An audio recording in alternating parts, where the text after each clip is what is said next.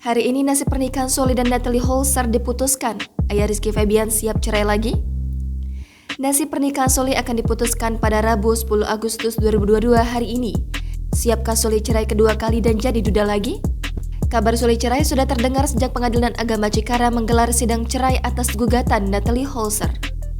Hari ini, soal Sule cerai akan diputuskan dalam sidang perceraian dengan agenda pembacaan putusan cerai.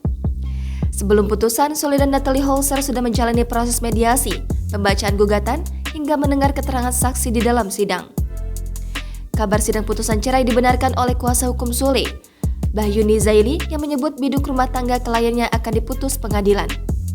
Namun, Bahyuni tidak tahu apakah Sule akan hadir ke persidangan untuk mendengar langsung pembacaan putusan cerainya dari gugatan Natalie Holzer. Diberitakan sebelumnya, kabar keretakan rumah tangga Natalie Holzer dan Sule bukan terdengar sekali saja. Ayah Rizky Febian ini dikabarkan sering konflik selama menjalin rumah tangga dengan Natalie Holzer selama 2 tahun belakangan ini. Bahkan, Sule sempat membenarkan kalau Natalie Holzer pergi meninggalkan rumah selama beberapa hari ketika mereka sedang bertengkar. Natalie Holzer mendaftarkan gugatan cerainya terhadap Sule ke Pengadilan Agama Cikarang, Jawa Barat pada 5 Juli 2022 yang langsung terdaftar dengan nomor perkara 2145-PDT-G-2022-PA Cikarang.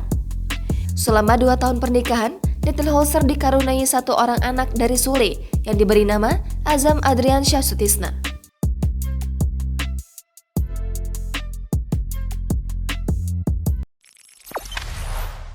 Jangan lupa subscribe, share, komen, dan like ya.